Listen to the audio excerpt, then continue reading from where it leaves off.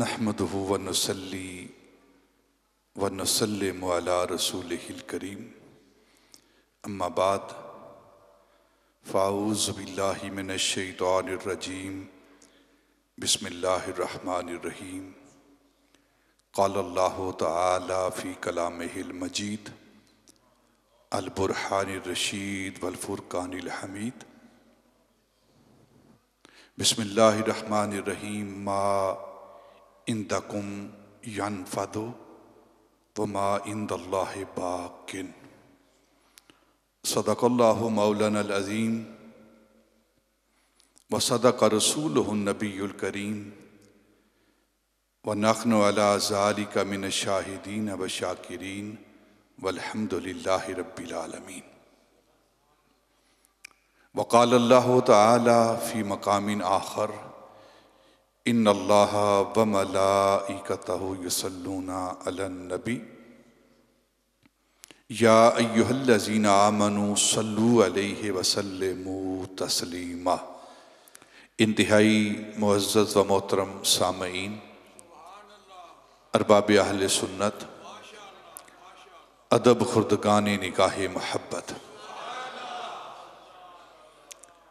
قرآن مجید برہان رشید سے سورہ نحل کی ایک آیت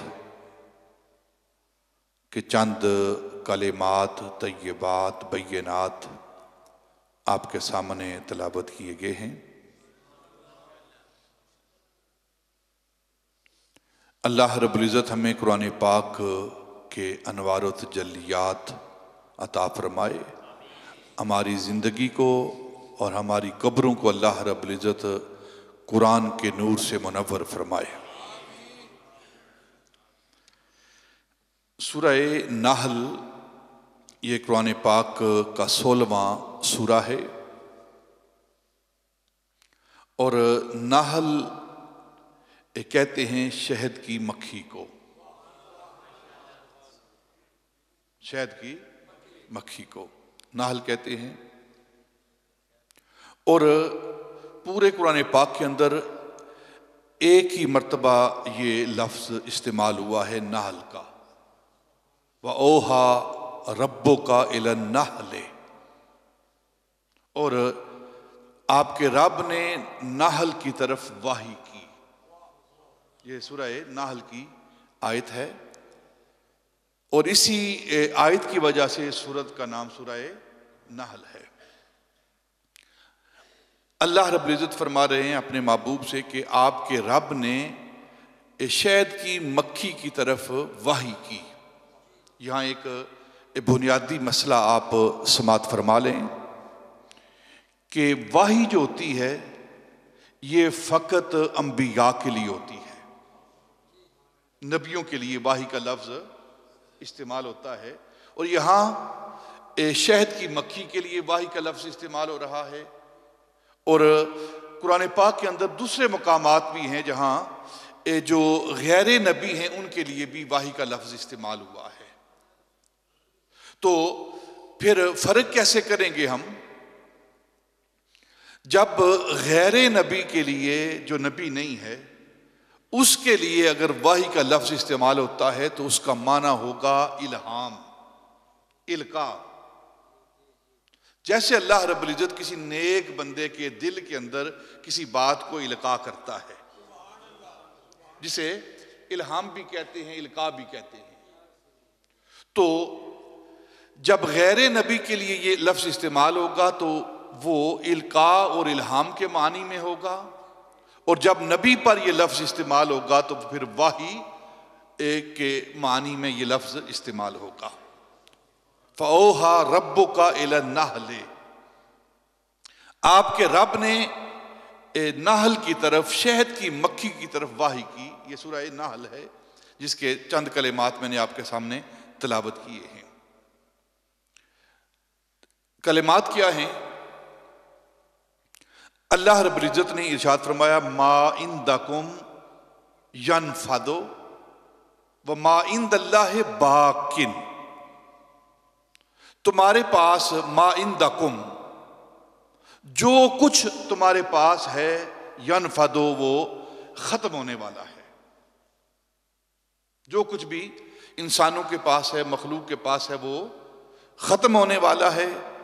وما عند اللہ باقٍ، اور جو کچھ اللہ کے پاس ہے وہ سب باقی رہنے والا ہے، وہ سب باقی رہنے والا ہے. نبی پاک صلی اللہ علیہ وسلم نے ارشاد فرمایا کہ جو شخص اس سورت کی تلاوت کرتا ہے، اس سورت کو پڑھتا ہے، سورہ نحل کو، تو اللہ رب العزت اس سے دنیا کی جتنی بھی نعمتیں اسے ملی ہیں اس کا حساب نہیں لے گا.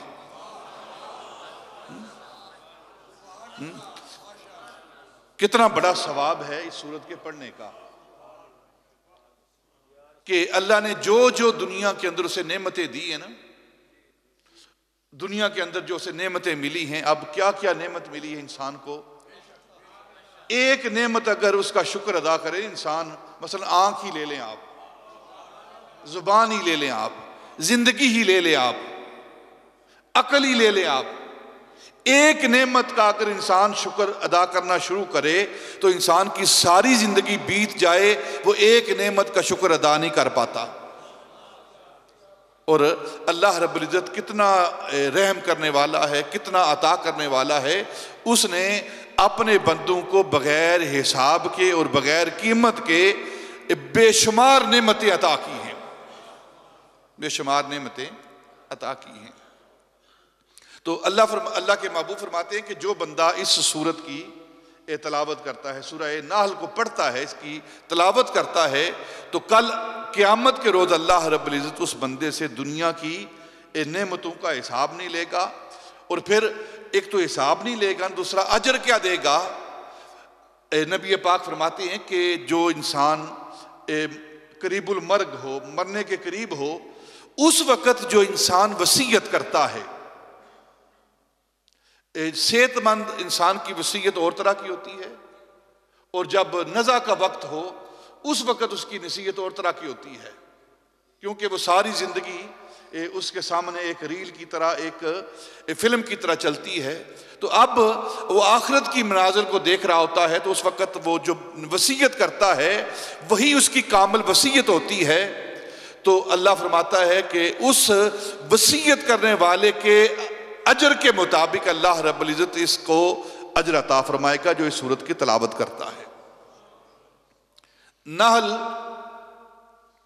سورت جو ہے، اس کے یہ چند کلمات میں نے آپ کے سامنے تلاوت کی ہیں کہ جو کچھ تمہارے پاس ہے وہ ختم ہونے والا ہے، فنا ہونے والا ہے، وہ اور جو کچھ اللہ کے پاس ہے وہ باقی رہنے والا ہے.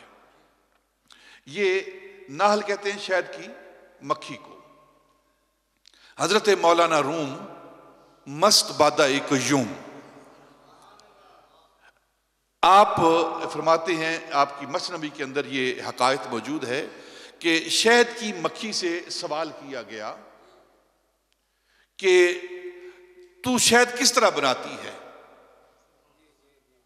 مختلف درختوں پر تو بیٹھتی ہے، کسی درخت کا جو رس چوستی ہے وہ کڑوا ہوتا ہے، کسی کا رس میٹھا ہوتا ہے، کسی کا رس پھیکا ہوتا ہے. یعنی جتنے بھی درختوں پر، جتنے پتوں پر جا کر مکھی بیٹھتی ہے نا، تو ہر درخت کا جو رس ہے، جو اس کا پانی ہے، وہ میٹھا نہیں ہوتا. اور یہ بھی اللہ کی قدرت ہے، یہ بھی اللہ کی قدرت ہے کہ ایک ہی زمین سے نکلنے والا درخت اور ایک ہی زمین سے پانی لینے والا درخت، کبھی اس کا پھل میٹھا ہوتا ہے، کسی کا پھل کڑوا ہوتا ہے، کسی کی جو پتے ہوتے ہیں وہ ہرے ہوتے ہیں، کسی کے پیلے ہوتے ہیں، کسی کے نیلے ہوتے ہیں. یہ اللہ کی قدرت ہے. تو اس شہد کی مکھی سے سوال کیا گیا، تو کڑوا رس بھی چوستی ہے، تو پھیکا رس بھی چوستی ہے، تو میٹھا رس بھی چوستی ہے، بہت سارے رسوں کو تو چوستی ہے، بہت سارے پانی تو حاصل کرتی ہے، لیکن شہد تو کیسے بناتی ہے. تو حضرت مولانا روم کہتے ہیں کہ شہد کی مکھی نے جواب دیا کہ میں مختلف قسم کے رس چوستی ہوں، مختلف قسم کے پانی چوستی ہوں، جو کڑوے بھی ہوتے ہیں، لیکن جب شہد بننے کا عمل آتا ہے، شہد بنانے کا پروسیجر آتا ہے، تو اس وقت میں اپنے نبی کی ذات پر درود بھیجتی ہوں۔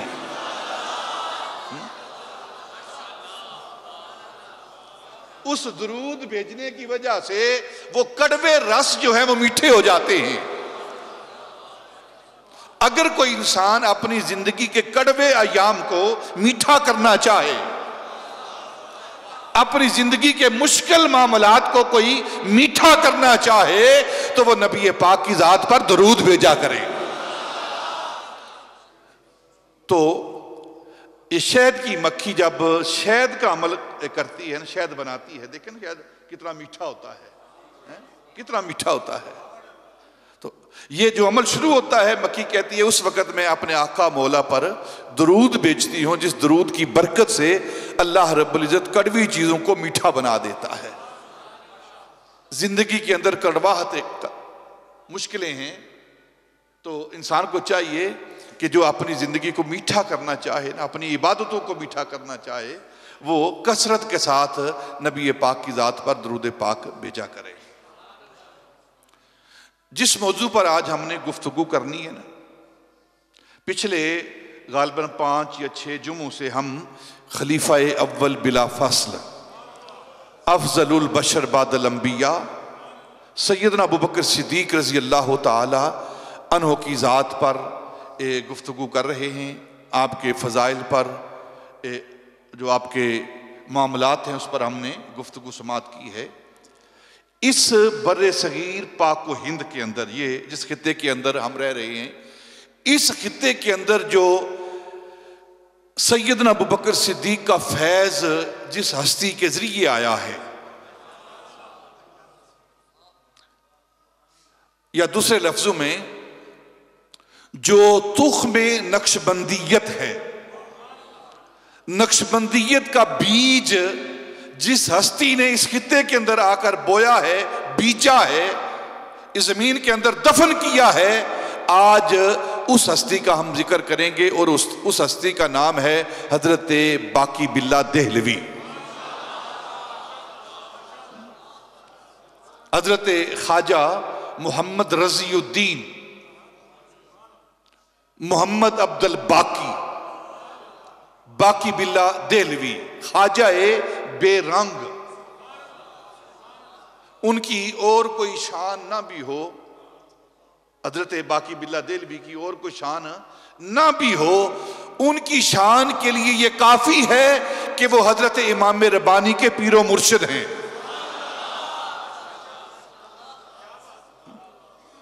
ان کے لیے آج انشاءاللہ تھوڑی سی ہم گفتگو کریں گے، کیونکہ یہ بھی فیضان صدیقی ہے۔ سیدنا ابوبکر صدیق رضی اللہ تعالیٰ عنہ کا فیض جو اس خطے کے اندر پہنچا ہے، ان کے فیض کی آج ہم ایک مختلف جہت سے بات کریں گے۔ حضرت باقی باللہ دہلوی، آپ سلسلہ عالیہ نقشبندیہ کے بہت بڑے امام، اور اس خطے کے اندر بر صغیر پاک و ہند کے اندر آپ نے نقشبندیت کا تخم بیجا ہے، نقشبندیت کا بیج اس خطے کے اندر بویا ہے آپ نے۔ ایک سوال ہے ذہنوں کے اندر کہ جب یہ بات کی جاتی ہے کہ سارے اولیاء، سارے بزرگ پاک طیب ہیں، ایک ہیں، تو جب سلسلہ عالیہ چشتیہ یہاں موجود تھا، پہلے حضرت خواجہ معین الدین چشتی اجمیری رضی اللہ تعالی عنہ کے وجود سے سلسلہ چشتیہ پہلے موجود تھا، سلسلہ قادریہ موجود تھا، سلسلہ علائیہ موجود تھا، سلسلہ نشائیہ موجود تھا، یہ سارے سلاسل پہلے موجود تھے، تو پھر حضرت باقی باللہ دہلوی کو سلسلہ نقشبندیہ لانے کی کیا ضرورت تھی؟ یہ ایک سوال ذہن کے اندر جو پڑھے لکھے لوگ ہیں، جو سلاسل کا تقابل کرتے ہیں نا، کہ ایک چیز پہلے موجود ہے تو آپ پھر وہ چیز لے آتے ہیں، تو اس کا کیا مطلب ہے؟ تو ہمارے علماء نے، صوفیاء نے، بزرگوں نے، سلسلہ عالیہ نقشبندیہ کے مشائخ نے جواب دیا ہے کہ بے شک اس سے پہلے سلسلہ نقشبندیہ سے پہلے بر صغیر پاک و ہند کے اندر یہ تمام سلاسل موجود تھے، بزرگ موجود تھے، لیکن جس دور میں سلسلہ نقشبندیہ اس بر صغیر پاک و ہند کے اندر آیا ہے، اور جب حضرت باقی باللہ دہلوی جس دور کے اندر آئے ہیں اس دور کا مطالعہ کریں، اس دور میں تصوف اور توحید اجمی رنگ میں رنگی جا چکی تھی۔ اجمی رنگ میں، یعنی کہ جو ہمارے رسم و رواج ہے نا، اس کو تصوف کہا جا رہا تھا۔ تصوف کی جو بنیاد تھی، صوفی ازم کی جو بنیاد تھی، وہ خلط ملط ہو کے رہ گئی تھی، وہ اجمی رنگ میں رنگی جا چکی تھی۔ جس طرح آج ہماری رسمیں ہیں نا، بیاہ شادی کی رسمیں جو ہیں، یہ براتیں، یہ تیل مہندی، یہ سارا اجمی رنگ ہے، یہ سارا اجمی رنگ ہے، یہ عربی رنگ نہیں، حجازی رنگ نہیں، یہ سنت کا رنگ نہیں۔ دیکھیں شادی بیاہ کے اندر جو ہماری رسومات ہیں، اور پھر جب کوئی خامد فوت ہوتا ہے تو اس کی زوجہ جو ہے وہ ساری عمر کنواری اور اس حالت میں بیوہ کی حالت میں وہ گزار دیتی ہے۔ یہ سنت طریقہ نہیں ہے، اور کہتے ہیں جی ہم نے بڑی پاک طیب زندگی گزار رہی ہے۔ وہ صبر کے ساتھ اپنی زندگی تو گزار رہی ہے، لیکن ہر روز اس پر موت طاری ہوتی ہے، جسے ستی کی رسم کہتے ہیں نا۔ ہندوؤں کے اندر کیا رسم تھی کہ جب کسی کا خامد فوت ہوتا تھا تو ہندوؤں کے اندر، ہندوستان کے اندر، اس کی بیوی کی ذات کو بھی اس کے ساتھ جلا دیا جاتا تھا، مار دیا جاتا تھا، اسے بھی اس کے ساتھ، جسے کہتے ہیں چتا جلانا، اس کی چتا کو بھی جلا دیا جاتا تھا۔ یہ ہندوانہ رسم تھی، اور وہی رسم آج ہمارے اندر بھی موجود ہے کہ کسی بیوی کا خامد فوت ہوتا ہے تو اس کے بعد وہ شادی نہیں کرتی۔ ہم معاشرے والے اسے برا جانتے ہیں، اگر وہ شادی کا کہے، کہتے جی اس کا خامد ہے، اس کے بچے، ہم شادی کیوں کریں؟ وہ تو بیچاری ایک بار جل کر مر گئی ہے نا، جو ہندو کی بیوی تھی، اور یہ مسلمان کی بیوی ہر روز مرتی ہے۔ یہ وہ ہندوانہ رسمیں ہیں جنہیں اجمی رنگ کہتے ہیں، جنہیں اجمی رنگ کہتے ہیں۔ اور سلسلہ عالیہ نقشبندیہ کا قدم رکھنا، وہ اجمی رنگ کو حجازی رنگ میں رنگنا تھا، تصوف کو اجمی رنگ سے نکال کر حجازی رنگ اس پر چڑھانا تھا، یعنی سنت کا رنگ چڑھانا تھا، نبی پاک کی تعلیمات کا رنگ چڑھانا تھا۔ اس لیے حضرت خواجہ باقی باللہ یہ سلسلہ لے کر آئے، یہ سنت کا رنگ ہے نا۔ دیکھیں سلسلہ عالیہ نقشبندیہ کا جو ترہ امتیاز ہے وہ کیا ہے؟ وہ ملازمت سنت ہے، سنت کی پیروی ہے، سنت پر عمل کرنا ہے۔ یہاں چلے نہیں ہیں، ابا و قبا نہیں ہیں، جبے نہیں ہیں، یہاں لمبے لمبے وظیفے نہیں ہیں، چلہ معکوس نہیں ہے سلسلہ عالیہ نقشبندیہ کے اندر۔ اگر کسی کی کوئی منزل، ہمارے مشائخ بیان کرتے ہیں، اگر کسی کا کوئی منظر رک جائے، کسی کا کوئی مقام رک جائے، تو باقی سلاسل کے اندر اوراد و وظائف کرنے پڑتے ہیں، چلے کرنے پڑتے ہیں، راتوں کو جاگنا پڑتا ہے۔ لیکن سلسلہ عالیہ نقشبندیہ کے اندر کیا ہے؟ اگر کسی کی کوئی منظر رک جائے تو نبی پاک کی سنت پر عمل کرے، تو اس سنت کی برکت کی وجہ سے اس کی ساری منزلیں طے ہو جاتی ہیں، ساری منزلیں طے ہو جاتی ہیں۔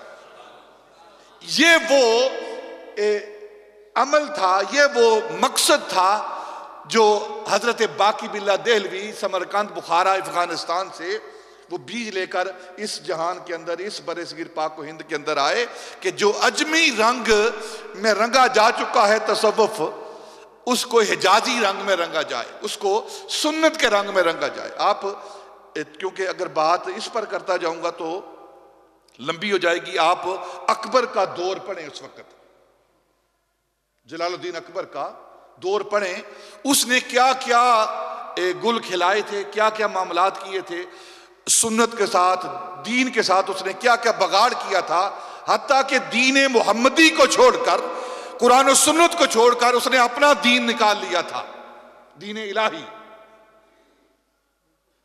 تو اس وقت کی جو سب سے بڑی ضرورت تھی وہ اس طریقت کی ضرورت تھی، اس عمل کی ضرورت تھی، تاکہ اس حجازی اس تصوف کو حجازی رنگ میں رنگا جائے، سنت کے رنگ میں رنگا جائے. اس لیے حضرت باقی باللہ دہلوی آپ اس خطے کے اندر تشریف لائے ہیں اور یہ سلسلہ آیا ہے. اور اگر آپ حضرت باقی باللہ دہلوی رضی اللہ تعالیٰ عنہ کی زندگی کا مطالعہ کریں، آپ 971 میں پیدا ہوتے ہیں اور یہی سن ولادت حضرت امام ربانی کا ہے. یعنی کہ 971 میں حضرت امام ربانی بھی پیدا ہو رہے ہیں اور 971 میں حضرت باقی باللہ دہلوی جو ان کے پیر و مرشد ہیں وہ بھی پیدا ہو رہے ہیں. یعنی پیدائش کا ایک ہی سن ہے پیر اور مرید کا. اور کیفیت ان کی ایسی ہے کہ بچپن سے طبیعت کے اندر ایک اضطراب، بے چینی اور ایک لگن، ایک طلب ہے. حضرت باقی باللہ دہلوی بچپن سے ان کی کیفیت یہ ہے کہ راتوں کو جاگتے ہیں، شب بیداری کرتے ہیں، ہر وقت ایک اضطراب ہے طبیعت کے اندر، ایک لگن ہے، ایک جلن ہے. اور ساری رات کبھی قیام کرتے ہیں، بچپن کے اندر روتے ہیں، آہوزاری کرتے ہیں. اور آپ کی والدہ کہتی ہیں کہ مجھ سے اپنے بیٹے کی یہ کیفیت دیکھی نہیں جاتی تھی. ابھی چھوٹی عمر ہے اور اضطراب ہے طبیعت کے اندر، بے چینی ہے، بے تابی ہے، کسی چیز کو حاصل کرنے کا جذبہ ہے. اور اس چیز کو حاصل کرنے کا جذبہ اس قدر ہے، نہ ایک کھانے پینے کی ہوش ہے، نہ سونے کی ہوش ہے، نہ کلام کرنے کی ہوش ہے. اکثر آپ تنہائی میں بیٹھے رہتے تھے. حضرت باقی باللہ دہلوی تنہائی میں بیٹھتے، لوگوں سے دور رہتے، کلام نہ کرتے. یہ ان کی طبیعت کے اندر، سرشت کے اندر یہ بات تھی. تو والدہ کہتی ہیں میں ان کی یہ کیفیت دیکھتی نا تو مجھ سے برداشت نہ ہوتا.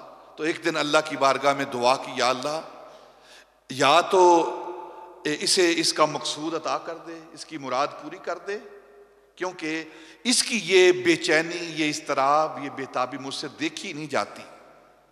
اور یا پھر تو مجھے اٹھا لے کیونکہ مجھ سے اس کا غم دیکھا نہیں جاتا. والدہ نے یہ دعا کی، اللہ رب العزت نے دعا کو قبول کیا. اور خود حضرت باقی باللہ دہلوی کا کیا معاملہ ہے کہ ہر وقت آپ اضطراب کی حالت میں، بے چینی کی حالت میں گھومتے پھرتے ہیں، اس چیز کو طلب کرنے کے لیے، حاصل کرنے کے لیے. کبھی کسی شہر میں سفر کر رہے ہیں، کبھی کسی شہر میں سفر کر رہے ہیں، کبھی کسی شہر میں، حتیٰ کہ آپ سمرقند و بخارا افغانستان سے لاہور کے اندر آئے، ہندوستان کے اندر آئے، اس چیز کو تلاش کرتے کرتے پھر واپس لوٹے ہیں کہ کوئی مرد کامل، کوئی اس چیز کا حامل جس کے پاس یہ علاج موجود ہے وہ مجھے مل جائے، یعنی کہ شیخ کامل. تو آپ لاہور سے جب واپس اپنی سمرقند کی طرف جا رہے ہیں تو حالت واقعہ میں حضرت خواجہ ام کنگی جو آپ کے پیر و مرشد ہیں، یعنی کہ واقعہ سے مراد یہ ہوتی ہے کہ نہ انسان سویا ہوتا ہے اور نہ جاگ رہا ہوتا ہے. ایک تو ہوتا ہے نا خواب نہیں، یہ تصوف کی اصطلاح ہے. حالت واقعہ، انسان بیٹھا ہوتا ہے، مراقبہ کر رہا ہوتا ہے، وہ جاگ رہا ہوتا ہے، اس پر کوئی کیفیت وارد ہوتی ہے، کوئی چیز نظر آتی ہے، اسے حالت واقعہ کہتے ہیں. اسے حالت واقعہ کہتے ہیں. وہ خواب کی کیفیت نہیں ہوتی. تو آپ چل رہے ہیں تو حالت واقعہ میں پیر و مرشد سامنے ہیں، حضرت خواجہ ام کنگی کہتے ہیں کہ ہماری نگاہیں آپ کو تلاش کر رہی ہیں، آپ کہاں کہاں گھوم رہے ہیں، کدھر کدھر پھر رہے ہیں، ہم تو آپ کی تلاش میں کھڑے ہیں. اور جب آپ آگے بڑھے نا تو دیکھا تو کوئی بھی نہیں ہے. تو آپ حضرت باقی باللہ دہلوی حضرت خواجہ ام کنگی کے آستانے کی طرف، آپ کی خانقاہ کی طرف چل دیے. اور جب چل دیے نا، اس خانقاہ پر پہنچے تو آگے حضرت خواجہ ام کنگی انتظار کر رہے ہیں. فرمایا کہ بیٹا میں تیرا ہی انتظار کر رہا ہوں. اور حالانکہ ان کا طریقہ یہ نہیں ہے، مشائخ کا طریقہ یہ نہیں ہوتا کہ ہر وقت وہ مریدوں کے انتظار میں رہے. وہ دور اور تھا، یہ دور اور ہے. یہاں تو ایجنٹ چھوڑے ہوئے ہیں نا کہ لوگوں کو اکٹھا کر کے لاؤ اور بیعت کراؤ ان کو، کیونکہ بزنس ہے، یہ کاروبار ہے. اور آپ حضرت خواجہ باقی باللہ دہلوی کی زندگی کا آپ مطالعہ کریں گے اور سنیں گے کہ آپ نے فقط 2 یا 3 سال یہ عمل کیا ہے بیعت کا. اور جو بھی بیعت کے لیے آتا آپ کے پاس، آپ اسے کہتے کسی کامل کی تلاش کرو، کسی اچھے کے پاس جاؤ، کسی نیک بندے کو تلاش کرو، اگر وہ مل گیا تو مجھے بھی بتانا. یہ طریقہ تھا ان کا. اور صرف 2 یا 3 سال آپ بیعت کرتے رہے ہیں. اور جب ان کی دست بیعت حضرت امام ربانی نے کی ہے نا، حضرت باقی باللہ کی، اس کے بعد حضرت باقی باللہ نے بیعت کرنا چھوڑ دیا تھا، کیونکہ جس کی تلاش میں آئے تھے وہ تلاش انہیں حاصل ہو گئی، وہ چیز انہیں حاصل ہو گئی. اس کے بعد انہوں نے چھوڑ دیا ہے، اس کے بعد کسی کو بیعت نہیں کیا. اور جو بھی بیعت ہونے کے لیے آیا اسے حضرت امام ربانی کی بارگاہ میں بھیجا. تو حضرت خواجہ امکنگی وہ انتظار کر رہے ہیں. آپ نے بیعت کی اور 3 دن حضرت خواجہ امکنگی نے حضرت باقی باللہ دہلوی کو اپنے حجرہ خاص کے اندر 3 دن اور 3 راتیں اپنے پاس رکھا. یہ وہی فیض ہے جو ہجرت کی رات نبی پاک صلی اللہ علیہ وسلم نے حضرت ابو بکر کو دیا تھا، 3 دن اور 3 راتیں رکھ کر. آپ نے یہ بات سنی ہے پچھلے جمعے میں کہ 3 دن اور 3 راتیں نبی پاک صلی اللہ علیہ وسلم اور حضرت ابو بکر غار میں رہے ہیں. اور یہ ایک خاص وقت ہے جو دیا جاتا ہے مرید کو، شیخ دیتا ہے، استاد دیتا ہے اس کو آگے سلسلہ چلانے کے لیے، اس کو آگے بڑھانے کے لیے. جو کچھ اس کے سینے کے اندر ہوتا ہے وہ آگے ودیت کرتا ہے. تو یہ وہی صدیقی فیض ہے جو نبی پاک صلی اللہ علیہ وسلم نے 3 دن اور 3 راتوں کے اندر حضرت ابو بکر صدیق کو دیا تھا. آج وہی سلسلہ صدیقیت، وہی فیض صدیقیت بر صغیر پاک و ہند کے اندر لانے کے لیے حضرت خواجہ امکنگی حضرت باقی باللہ دہلوی کو دے رہے ہیں. 3 دن اور 3 راتیں اپنے پاس رکھا اور اس کے بعد پھر اجازت دی اور فرمایا کہ بیٹا معاملے تو پہلے ہی کلیئر سارے ہو چکے ہیں. دیا تیار تھا، بتی تیار تھی، تیل اس کے اندر ڈلا ہوا تھا، صرف آگ ہی لگانی تھی تو وہ ہم نے لگا دی ہے. اب آپ کی ڈیوٹی ہے کہ آپ اس خطے کو چھوڑیں اور جو ہمارے پاس امانت ہے وہ آپ لے کر خطہ ہندوستان کے اندر بر صغیر پاک و ہند کے اندر چلے جائیں. اور جس کی ہمیں تلاش ہے، جس کے ذریعے سے ہمارا سلسلہ آگے ساری کائنات کے اندر پھیلے گا، جب وہ تمہیں حاصل ہو جائے تو سمجھنا تم نے اپنی مراد کو پا لیا ہے. اور اس سے مراد حضرت امام ربانی تھے. حضرت باقی باللہ دہلوی اپنے پیر و مرشد کے حکم سے آپ سمرقند بخارا کو چھوڑ کر آپ لاہور تشریف لائے. 1 سال آپ نے لاہور گزارا ہے، 1 سال. پھر اس کے بعد آپ نے دلی کا سفر کیا اور جو فیروزی محل ہے، فیروزی باغ ہے جہاں آج آپ کی قبر مبارک بھی ہے، اس محل جو کہ دریا کے بالکل کنارے پر تھا، اس محل پر آپ نے قیام کیا اور وہاں اپنی زندگی کے ایام گزارنے شروع کیے. یہ وہ دن ہیں کہ ہر طرف سے لوگ جوک در جوک آپ کا سن کر نا کہ ایک اللہ کا بندہ آیا ہے، صاحب ذکر ہے، اس کی توجہ کا یہ عالم ہے کہ جس پر توجہ دیتا ہے اس کی کیفیت تبدیل ہو جاتی ہے. تو لوگ جوک در جوک آنے لگے، آپ کے حلقے میں شامل ہونے لگے. لیکن آپ جو بھی بندہ آتا اس کو تلقین کرتے، مراقبے کے لیے کہتے، استخارے کے لیے کہتے اور واپس بھیج دیتے. اور چند لوگوں کو آپ نے اپنے حلقہ ارادت میں شامل کیا. اور یہ وہ معاملات تھے کہ ہر وقت لوگوں کا ہجوم ہے اور لنگر چل رہا ہے. ایک بار ایسا مرحلہ آیا کہ رات کا وقت ہے، گھر کے اندر کوئی شے نہیں، تو مہمان آ گئے. اور جب مہمان آئے نا تو پاس کچھ نہیں ہے، وقت نہیں ہے، رات کا وقت ہے، کھانے کے لیے کوئی چیز موجود نہیں. تو آپ کے قریب ایک تندور والا نان بائی، وہ آپ کی خدمت میں اکثر حاضر رہتا تھا. جیسے ہمارے ساتھی جو ہوتے ہیں وہ اپنے پیر خانے کی، شیخ خانے کی خدمت کرتے ہیں، یہ ایک طریقہ چلا آ رہا ہے.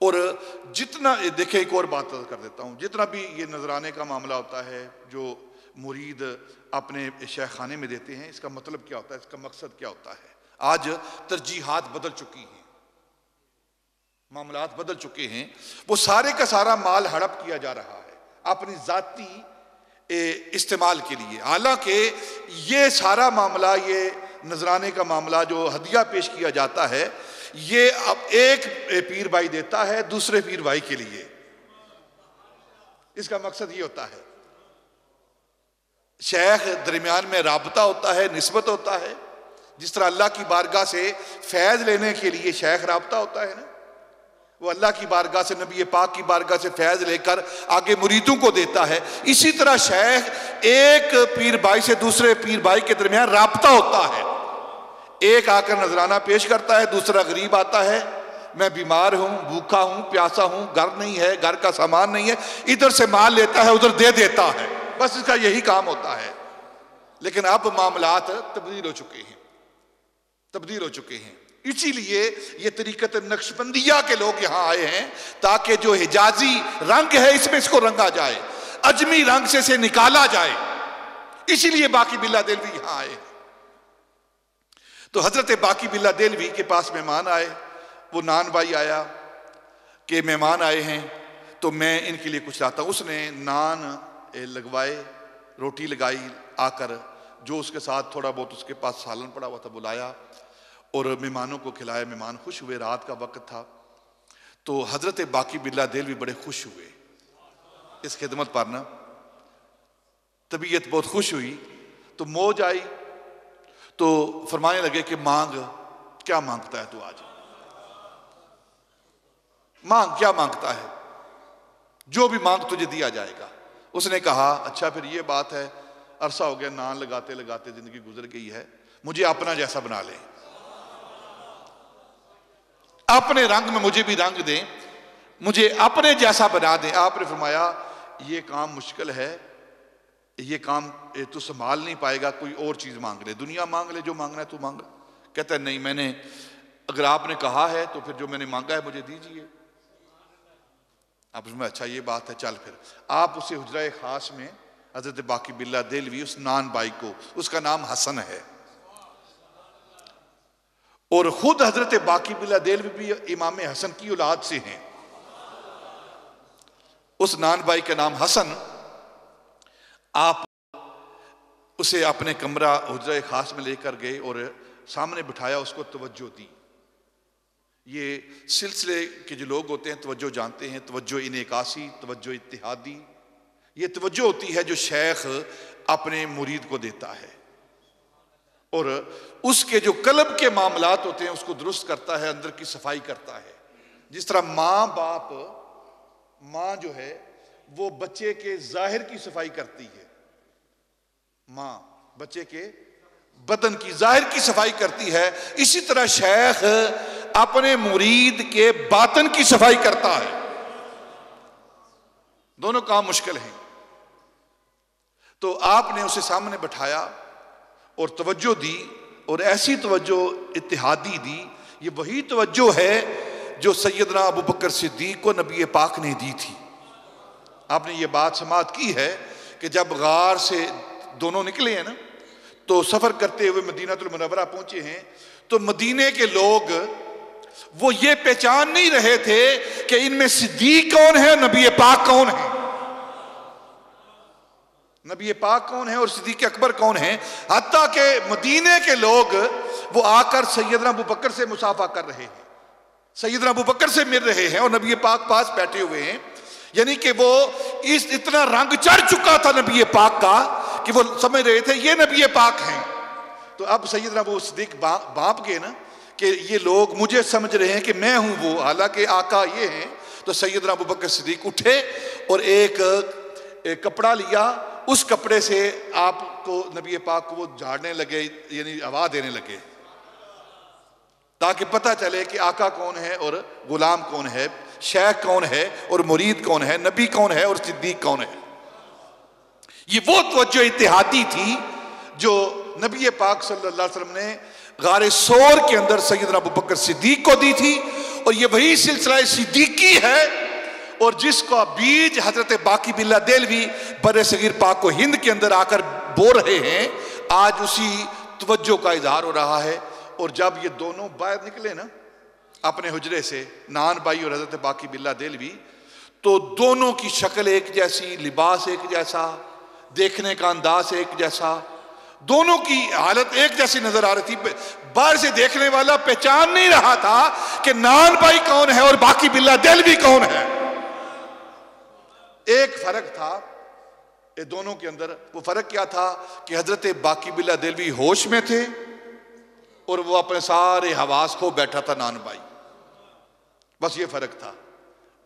آپ ہوش میں تھے، صاحب میں تھے، اور نان بھائی جو ہے وہ بے ہوش مد ہوش ہو چکا تھا۔ اور اسی کیفیت کے اندر ہی نان بھائی کی جان چلی گئی، وہ اس چیز کو برداشت نہ کر پایا۔ اور نان بھائی جو حسن ہے اس کا مزار حضرت باقی باللہ دہلوی کے مزار کے ساتھ ہے، دلی کے اندر۔ آپ اگر پڑھیں نا دلی کے 22 خواجہ یہ کتاب، تو اس کے اندر یہ سارے 22 خواجہ جو لیٹے ہوئے ہیں نا دلی کے اندر، ان کے احوال موجود ہیں۔ حضرت باقی باللہ دہلوی کے مزار کے ساتھ نان بھائی کا مزار ہے، یعنی کہ یہ وہ فیض ہے جو صدیقی فیض بر صغیر پاک و ہند کے اندر حضرت باقی باللہ دہلوی کے ذریعے آیا ہے۔ اور ان کی کیفیت کیا ہے حضرت باقی باللہ دہلوی کی رضی اللہ تعالیٰ عنہ؟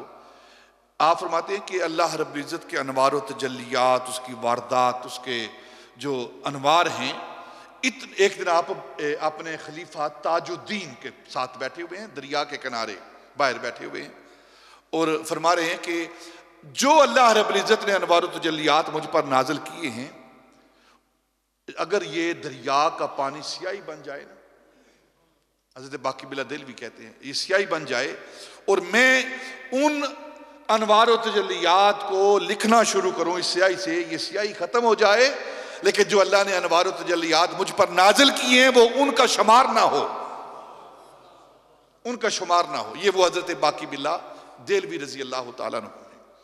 آپ نے 2 سال یا کچھ تھوڑا سا عرصہ اس پر مزید، زیادہ نہیں، 3 سال پورے نہیں ہیں، یہ آپ نے وہاں گزارے ہیں۔ اور حضرت امام ربانی رضی اللہ تعالیٰ عنہ جب آپ کے سلسلے میں داخل ہوئے، اس کے بعد آپ نے بیعت کا سلسلہ بند کر دیا۔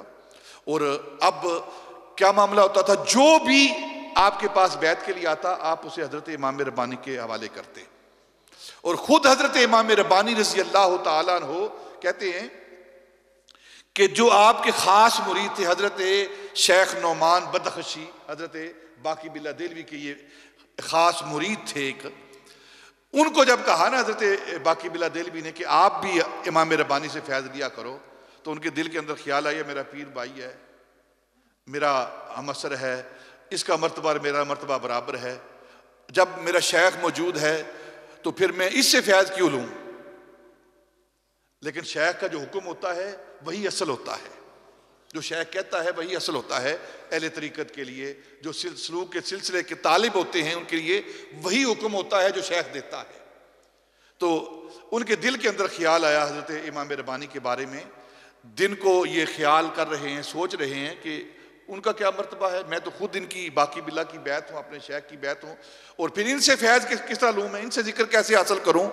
جب رات ہوئی حضرت میر نعمان بدخشی سوئے، ان کا مقدر جاگ اٹھا، خواب میں نبی پاک تشریف لائے، اور ساتھ مرشد اول سیدنا ابوبکر صدیق بھی ساتھ ہیں، اور نبی پاک سیدنا ابوبکر سے فرماتے ہیں نعمان سے کہو کہ تمہارے دل کے اندر احمد سرہندی کے بارے میں خیال آ رہا ہے تو سنو، جو بندہ احمد سرہندی کی بارگاہ میں مقبول ہے وہ میری بارگاہ میں بھی مقبول ہے، وہ اللہ کی بارگاہ میں بھی مقبول ہے۔ یہ وہ حضرت امام ربانی ہیں جو حضرت باقی باللہ دہلوی کے بیعت ہیں، لیکن سارا سلسلہ آگے جس سے چلا ہے، بیج حضرت باقی باللہ نے بویا ہے، اور یہ درخت بنا ہے حضرت امام ربانی کی صورت میں، اور پھر یہ درخت صرف برِ صغیر پاک و ہند کے اندر نہیں پھیلا، پوری دنیا کے اندر جو سلسلہ عالیہ نقشبندیہ پھیلا ہے، جو سلسلہ عالیہ نقشبندیہ مجدیہ پھیلا ہے، یہ سارے کا سارا سلسلہ حضرت امام ربانی سے پھیلا ہے۔ آپ پورے یورپ کے اندر، امریکہ کے اندر، کینیڈا کے اندر، یہ ترکی کے اندر، اور جتنی بھی یہ رشین ریاستیں ہیں، ان سب کے اندر جو سلسلہ پھیلا ہے، یہ سلسلہ نقشبندیہ، یہ حضرت خالد کردی کی وجہ سے، اور خالد کردی حضرت شاہ غلام علی دہلوی کے مرید ہیں، اور حضرت شاہ غلام علی دہلوی یہ حضرت مرزا مظہر جانے جانا کے مرید ہیں، اور حضرت مرزا مظہر جانے جانا یہ حضرت امام ربانی رضی اللہ تعالیٰ عنہ کے صاحبزادوں کے بیت ہیں۔ یہ وہ بیج ہے جو حضرت باقی باللہ اس خطے کے اندر بو رہے ہیں، اور ساری دنیا کے اندر یہ سلسلہ نقشبندیہ حضرت امام ربانی کی وجہ سے پھیل رہا ہے۔ حضرت میر نعمان بدخشی ان کی کیفیت کیا، اس کے بعد ان کے ہاں بیٹی پیدا ہوئی، چھوٹی عمر تھی ابھی، تو آیا اس کی دائیہ جو ہے وہ ایک دن اس بیٹی کو اٹھا کرنا ایک مجلس میں لے کر گئی وہ دائی، اور اسی مجلس میں حضرت باقی باللہ دہلوی بھی موجود تھے۔ تو پتہ چلا کہ یہ میر نعمان کی صاحبزادی بیٹی ہے، تو حضرت باقی باللہ دہلوی نے اس بیٹی کو اپنی گود میں بٹھایا، توجہ دی، اور چھوٹی عمر ابھی بیٹی کی، اس نے اپنا ہاتھ ہلایا اور حضرت باقی باللہ دہلوی کی داڑھی کے اندر اس کا ہاتھ گیا، اور ساتھ ایک بال بھی نا بیٹی کے ہاتھ میں حضرت باقی باللہ دہلوی کا آیا۔ تو آپ خوش ہوئے اور فرمانے لگے کہ یہ بیٹی جو ہے نا، یہ ہم سے یادگار طلب کر رہی ہے، ایک چیز طلب کر رہی ہے جو اس کے پاس یادگار کے طور پر رہے۔ اور وہ دائی جو ہے وہ دائیہ جو پاس بیٹھی ہوئی تھی، آیا پاس بیٹھی ہوئی تھی، وہ سارا منظر یہ اپنی آنکھوں سے دیکھ رہی تھی۔ اس نے وہ بال حضرت باقی باللہ دہلوی کا لیا اور اپنے پاس سنبھال لیا، اور جا کر حضرت میر نعمان رضی اللہ تعالیٰ عنہ کو جا کر سارا واقعہ بیان کیا۔ حضرت میر نعمان نے اپنے شیخ کا وہ بال داڑھی کا اپنے پاس سرمایہ رکھا زندگی کا، اور یہ وہ بیٹی ہے حضرت میر نعمان کی جس کا نکاح حضرت خواجہ ہاشم کشمی، جو کہ حضرت امام ربانی کے مکتوبات جو ہیں ان کو مرتب کرنے والے ہیں، ان کی زوجہ بنتی ہے، ان کی زوجہ بنتی ہے۔ یہ حضرت باقی باللہ دہلوی کا طریقہ کیا تھا؟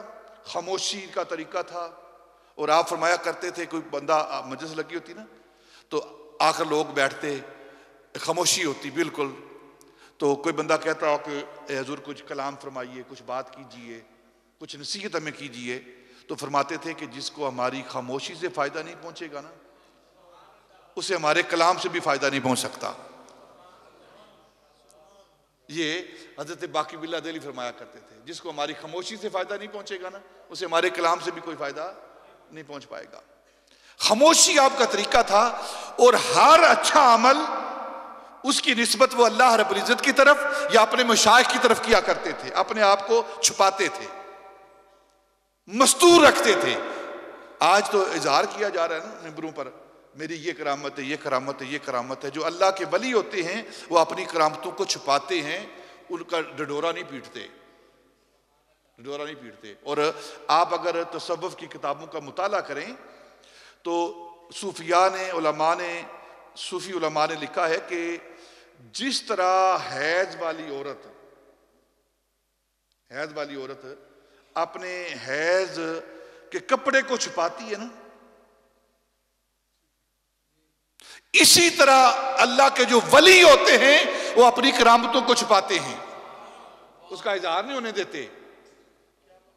جو اللہ کے ولی ہوتے ہیں، آج کل تو معاملے ہی ہو رہے ہیں، ان کو تو ہوا بھی نہیں لگی تصوف کی، یہ تو بیچارے دنیا دار، پکے دنیا دار، دنیا پرست، ساری زندگی حوث میں گزرتی ہے۔ آپ مطالعہ کر لیں، دیکھ لیں ان کو، ساری زندگی حوث میں گزرتی ہے، یا شہوت کی حوث ہے، یا شہرت کی حوث ہے، یا مال کی حوث ہے، یا دولت کی حوث ہے، کوئی نہ کوئی حوث۔ اور جہاں اللہ کا نور ہے وہاں حوث نہیں ہوتی، یہاں تو ساری حوث ہی حوث ہے، حوث ہی حوث ہے ہر وقت، کبھی شہرت کی، کبھی عزت کی، کبھی آبرو کی، کبھی اپنا آپ اونچا کرنے کی ہوس۔ حضرت باقی باللہ دہلوی کی ذات وہ ذات ہے کہ ہر وقت اپنے آپ کو مستور رکھا ہے، چھپا کے رکھا ہے۔ ایک مرتبہ آپ فیروزی باغ کے اندر جو آپ کا گھر تھا، حجرہ تھا، وہاں بیٹھے ہوئے تھے، اور آپ کی جو وقت گزرتا تھا، ابتدائی دور جو گزرا ہے، ہر وقت وہ آپ فقہ کی کتابوں کا، طب کی کتابوں کا مطالعہ کیا کرتے تھے۔ پورا درس نظامی آپ نے پڑھا ہوا تھا، یہ نہیں کہ صرف صوفی بن گئے تھے، اور کوئی بھی صوفی ایسا نہیں ہوا کہ جس نے مکمل علم نہ حاصل کیا ہو، علم نہ حاصل کیا ہو۔ پہلے علم حاصل کرتے ہیں، مدرسے میں جاتے ہیں، اس کے بعد پھر آگے وہ خانقاہ کے اندر بیٹھ کر اپنے آپ کو کامل کرتے ہیں۔ حضرت جس کو مرضی پڑھ لیں آپ، حضرت امام غزالی رضی اللہ تعالیٰ کی ذات وہ ذات کہ ساری عمر علم پڑھایا ہے، لیکن شک کی منزل میں رہے ہیں، اور جب شک سے تنگ آئے ہیں تو پھر حضرت ابو علی فارمدی کی بارگاہ میں حاضر ہو کر اور یقین کی بھیک مانگتے ہیں۔ یہ یقین جو ملتا ہے یہ اولیاء کی بارگاہ سے ملتا ہے۔ تو ایک دن آپ اپنے حجرے کے اندر بیٹھے ہوئے ہیں، تو آپ کی خادمہ ہے اور اس کا چھوٹا بیٹا فیروزی باغ کی جو دیوار تھی، 40 فٹ اونچی دیوار تھی، وہ دیوار پر چڑھا ہوا تھا، اور بچہ نیچے گرا، نیچے پتھریلی زمین تھی، تو وہ سر کے باہر نہ وہ زمین پر گرا، اور 40 فٹ کی بلندی سے اس کا سر پتھر پہ لگا، آنکھوں سے، کانوں سے، ناک سے خون نکلنا شروع ہو گیا، بے ہوش ہو گیا، یعنی کہ اب کیا باقی بچے گا اس کے پاس۔ تو بوڑھی وہ اس بچے کو اٹھا کر نہ روتی چلاتی آہوزاری کرتی وہ حضرت باقی باللہ دہلوی کی بارگاہ میں لے آئی، تو کہنے لگی کہ مجھے نہیں پتا، مجھے اپنا بیٹا زندہ چاہیے۔ آپ نے یہ نہیں کہا کہ میں پھونک مارتا ہوں ابھی زندہ کر دیتا ہوں، کیا حضرت باقی باللہ دہلوی بھی نہیں زندہ، کرامت ہے ان کی۔ اللہ اپنے دوستوں کو یہ قوت دیتا ہے، موت و حیات کی، زندگی کی قوت دیتا ہے، اگر وہ کسی کو زندہ کرنا چاہیں تو وہ زندہ کر دیتے ہیں، قرآن اس پر شاہد ہے۔ حضرت عیسیٰ علیہ السلام مردوں کو زندہ کیا کرتے تھے۔ تو اب حضرت باقی باللہ دہلوی جب سنا نا کہ اگر میں اسے کہتا ہوں، اس کو زندگی دیتا ہوں، یا اس کو پھونک مارتا ہوں، یا اس پر توجہ دیتا ہوں، زندہ ہو جاتا ہے، تو کہے گی کہ اس نے زندہ کیا ہے۔ تو آپ نے فرمایا کہ یہ کتاب مجھے دو نکال کے، طب کی کتاب ہے، میں کتاب دیکھ کر بتاتا ہوں کہ زندہ ہے کہ نہیں ہے۔ بظاہر وہ طب کی کتاب کی طرف اشارہ تھا، حقیقت میں وہ اوپر والی کتاب کی طرف اشارہ تھا۔ آپ نے وہ آگے کتاب رکھی، دیکھ رہے ہیں، اب طب کی کتابوں میں کیا لکھا ہوگا کہ یہ زندہ کہ مردہ ہے، کیا لکھا ہوگا وہاں؟ تو آپ نے فرمایا طب کی کتاب کہتی، یہ کتاب کہتی ہے کہ یہ زندہ ہے۔ یہ لفظ آپ نے بولے نا، یہ کتاب کہتی ہے کہ یہ زندہ ہے، اور کتاب کو آپ نے بند کیا نا تو اس پر دیکھا تو وہ بچہ ہلنے لگا۔ یہ وہ حضرت باقی باللہ دہلوی رضی اللہ تعالیٰ جو سلسلہ صدیقی ہے، صدیقی سلسلہ، یہ اس کے چند اسماء ہیں سلسلے کے، سلسلہ نقشبندیہ کے۔ سب سے پہلے اس سلسلے کا نام سلسلہ صدیقیہ، سیدنا ابوبکر صدیق سے لے کر حضرت بایزید بستامی، حضرت بایزید بستامی سے لے کر خواجہ عبد الخالق گجدوانی، جن کا مزار بخارا کے اندر، سمرقند کے اندر موجود ہے، یہ ہمارے سلسلے کے بزرگ ہیں۔ آپ شجرہ پڑھیں گے تو ان کا نام آتا ہے، حضرت خواجہ عبد الخالق گجدوانی۔ حضرت بایزید بستامی سے لے کر خواجہ عبد الخالق گجدوانی تک یہ سلسلہ طیفوریہ ہے، اس کا نام طیفوریہ ہے۔ اور حضرت خواجہ عبد الخالق گجدوانی سے لے کر حضرت شاہ نقشبند تک یہ سلسلہ خواجگان ہے، سلسلہ خواجگانیہ کہتے ہیں اسے۔ اور حضرت شاہ نقشبند سے لے کر آگے حضرت باقی باللہ دہلوی تک یہ سلسلہ نقشبندیہ ہے، اور پھر حضرت باقی باللہ دہلوی سے آگے جو چل رہا ہے وہ سلسلہ مجددیہ، سلسلہ نقشبندیہ مجددیہ ہے، یہ اس کی اسماء ہے۔ اور حضرت باقی بلّہ دہلوی رضی اللہ تعالیٰ عنہ سلسلہ نقشبندیہ کا بیج لے کر اور پھر آگے سلسلہ مجددیہ حضرت امام ربانی رضی اللہ تعالیٰ عنہ اس کو آگے بڑھا رہے ہیں. حضرت باقی بلّہ دہلوی رضی اللہ تعالیٰ عنہ کی ذات وہ ذات کہ جو اس سلسلے کو 2 یا 3 سال انہوں نے گزارے ہیں، پھر اس کے بعد کام ختم کر دیا، دکان بند کر دی. اب جو بھی آتا ہے حضرت امام ربانی کے پاس بھیجتے. اور حضرت امام ربانی کا کیا معاملہ ہے حضرت باقی بلّہ دہلوی کے ساتھ؟ اگر آپ ان کے مکتوبات کا مطالعہ کریں تو حضرت باقی بلّہ کے 2 صاحبزادے حضرت خواجہ کلاں اور حضرت خواجہ خرد، بڑے صاحبزادے اور چھوٹے صاحبزادے، خواجہ عبداللہ اور عبید اللہ 2 صاحبزادے ہیں. ان کی طرف حضرت امام ربانی اپنا ایک خط لکھتے ہیں. اور خط کیا لکھتے ہیں؟ اپنے بارے میں کیا لکھتے ہیں کہ شیخ زادوں کو، اپنے پیر زادوں کو، اپنے شیخ کے بیٹوں کو خط لکھتے ہیں کہ یہ فقیر سر سے پاؤں تک، حضرت مجدد الفسانی سر سے پاؤں تک، سر سے لے کر پاؤں تک آپ کے والد بزرگوار کے احسانوں کے اندر دبا ہوا ہے. یعنی اس پر جتنے بھی احسان ہیں وہ آپ کے والد بزرگوار کے ہیں. اور سلسلہ نقشبندیہ کی الف بے اور حروف توجی جو ہیں، جو بھی مجھے حاصل ہوا ہے وہ سب کا سب آپ کے والد بزرگوار سے حاصل ہوا ہے. اور پھر آگے لکھتے ہیں کہ یہ جو اندراج النہایت فی البدایت کی نعمت ہے جو ہمیں حاصل ہوئی ہے، یہ اندراج النہایت فی البدایت کی نعمت یہ بھی مجھے آپ کے والد گرامی سے ملا ہے. ان کی صحبت کی برکت سے یہ مجھے حاصل ہوئی ہے. یہ حضرت امام ربانی اپنے شیخ کے بارے میں کہہ رہے ہیں. اور شیخ کا کیا معاملہ ہے؟ فرماتے ہیں کہ اس مرید جسے مجدد الفسانی کہتے ہیں، اس کا مرتبہ کیا ہے کہ مجھ جیسے باقی بلّہ جیسے ہزاروں ستارے اس مجدد الفسانی کے اندر گم ہیں. یہ وہ آپس کا رشتہ اور تعلق ہے. اور آج کا دور بالکل اس کے بالکل برعکس ہے. احسان فراموش لوگ ہیں یہ. تو حضرت باقی بلّہ دہلوی آپ کا وصال جو ہے نا وہ 25 جمادی الاخر. میں نے یہ گفتگو پچھلے جمعہ کرنی تھی لیکن حضرت سیدنا ابوبکر کا ذکر ہو رہا تھا تو میں نے کہا پھر اس کو آگے تھوڑا کر دیتے ہیں. 25 جمادی الثانی جمادی الاخرى کو آپ کا وصال ہوا ہے. اور جب آپ کے آخری ایام میں نے سب کو چھوڑ دیا ہے، ہر وقت خلوت میں اور ذکر میں آپ اپنا وقت گزارتے تھے، خلوت اور ذکر میں.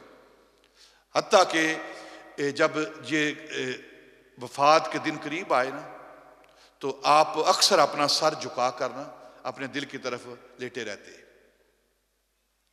اور لوگ آتے، سوال کرتے، پوچھتے، کوئی جواب دے دیتے، کبھی نہ دیتے. جب طبیعت حاضر ہوتی جواب دیتے. ایک شخص آیا آخری ایام میں تو اس نے آ کر سوال کیا کہ حضور میں آپ کی طریقت میں شامل ہوا ہوں اور یہ فنا اور بقا کیا ہوتی ہے؟ یہ فنا اور بقا کیا ہوتی ہے؟ آپ نے فرمایا کہ اب یہ فنا و بقا کے مسئلے سمجھانے کا وقت نہیں، اب ہمارے پاس یہ وقت نہیں ہے، ہم کسی اور لگن میں لگے ہوئے ہیں. یہ بات، یہ سوال جو شخص میرا جنازہ پڑھائے گا اسے پوچھ لینا. جو شخص میرا جنازہ پڑھائے گا نا اس سے یہ سوال کرنا، وہ جواب دے گا. اس نے کہا ٹھیک ہے. اور آپ کے دن گزرتے رہے، ہر وقت توجہ اپنے دل پر ہے. تو ایک دن لیٹے ہوئے ہیں، ایک ساتھی پاس بیٹھا ہوا ہے، اس نے یا الہ العالمین کہا. یہ لفظ بولا نا، دعا کی ہوگی یا جو بھی اللہ کی بارگاہ میں آپ نے یہ لفظ سنا نا تو فوراً اپنا آنکھیں کھولی، سر اس کی طرف پھیرا اور بڑی محبت کے ساتھ اسے دیکھا اور چھم چھم آپ کی آنکھوں سے آنسو جاری ہو گئے. اور پھر آپ نے دوسری طرف اپنا رخ پھیر دیا اور اپنے سر کو جھکا لیا اور ذکر شروع کر دیا، اور اسی ذکر میں آپ کا وصال ہوا۔ جب وصال ہو گیا، جنازہ تیار ہوا، اب وہ شخص اسے خبر ملی کہ باقی باللہ کا وصال ہو گیا ہے، تو میں نے سوال کیا تھا، انہوں نے کہا تھا کہ جو میرا جنازہ پڑھائے گا اسے پوچھنا کہ فنا و بقا کیا ہے، فانی کون ہے، باقی کون ہے۔ وہ صفیں چیرتا ہوا سب سے آگے گیا، جنازہ ختم ہوا تو اس جنازہ پڑھانے والے کو پکڑ لیا کہ میں آپ سے سوال کرنا چاہتا ہوں، پوچھنا چاہتا ہوں کہ یہ بتاؤ کہ فنا اور بقا کیا ہے، فانی کون ہے اور باقی کون ہے۔ تو اس جنازہ پڑھانے والے نے اپنے چہرے سے پردہ اٹھایا تو وہ حضرت باقی باللہ دہلوی تھے۔ فرمایا وہ جو لیٹا ہوا وہ فانی ہے اور یہ جو تیرے سامنے ہے یہ باقی ہے۔ یہ وہ حضرت باقی باللہ دہلوی ہیں رضی اللہ تعالیٰ عنہ۔ کیسا مسئلہ فنا و بقا کا سمجھایا ہے کہ ہر وہ چیز جو تمہارے پاس ہے، اور قرآن پاک کی آیت اسی طرف اشارہ کر رہی ہے، ما عندکم ینفد، جو کچھ تمہارے پاس ہے وہ فنا ہونے والا ہے۔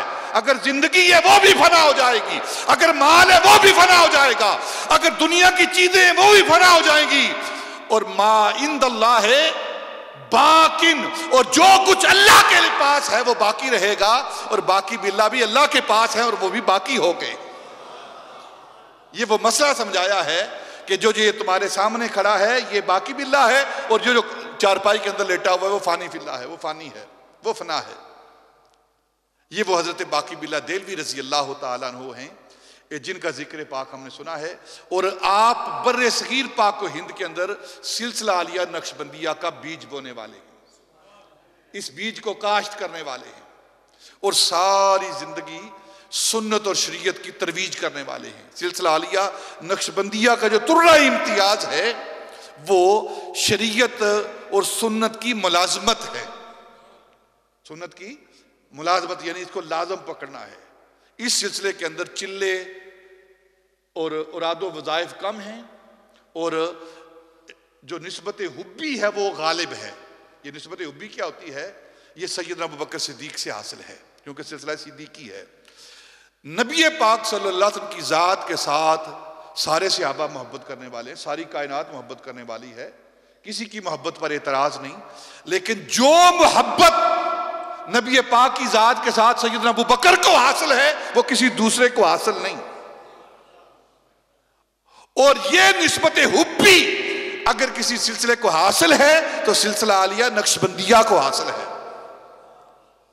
سلسلہ عالیہ نقشبندیہ کو حاصل ہے۔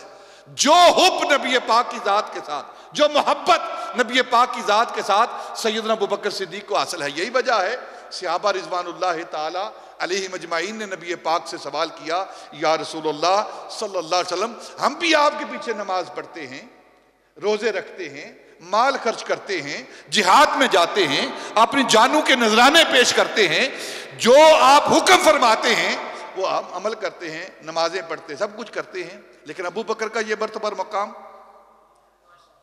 تو میرے آقا تاجدار مدینہ صلی اللہ علیہ وسلم نے فرمایا، میرے صحابہ ابو بکر کا مرتبہ اور مقام یہ نماز، روزہ، زکوٰۃ، حج کی وجہ سے نہیں، یہ مال خرچ کرنے کی وجہ سے نہیں، ما فی قلب ہی، اس کے سینے کے اندر جو دل ہے اس دل کے اندر جو میری محبت ہے اس وجہ سے یہ اس کو مرتبہ اور مقام مل رہا ہے۔